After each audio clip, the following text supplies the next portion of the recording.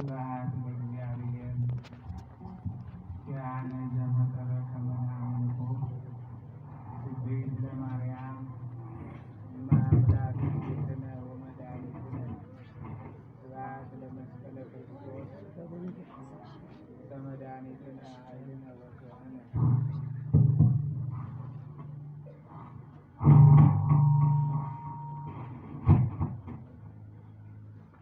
waaqayyo kan jaallatu waaqayyoon kan isin jaallatu ijoollee dingil maariyaamii ijoollee tawaahidoo baga gammaddanii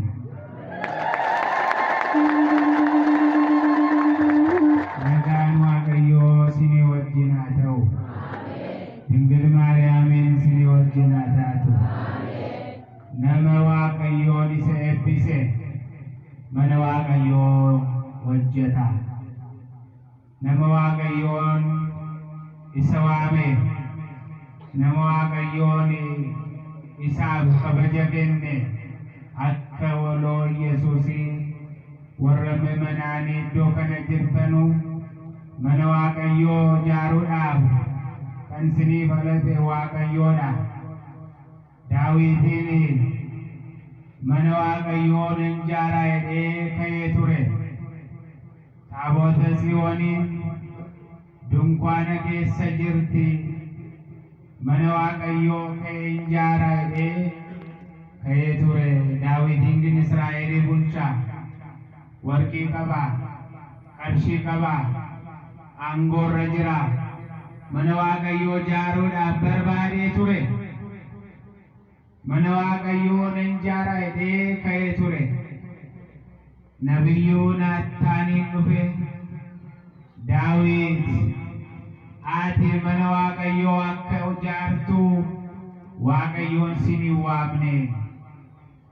Mana waaqayyoo taabota Tsiyoonii kan ijaaru mucaa kee Solomoonidha. Ati ijaartu jedheen waaqayyoon isaaf hin jenne ture.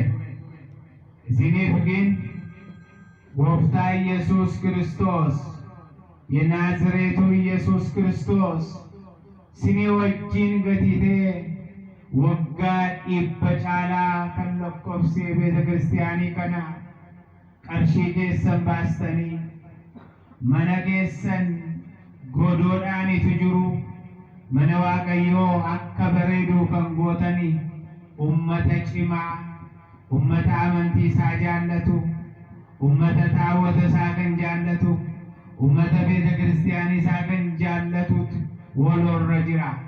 Beeta kiristiyaaniin kun Iyesuusidha.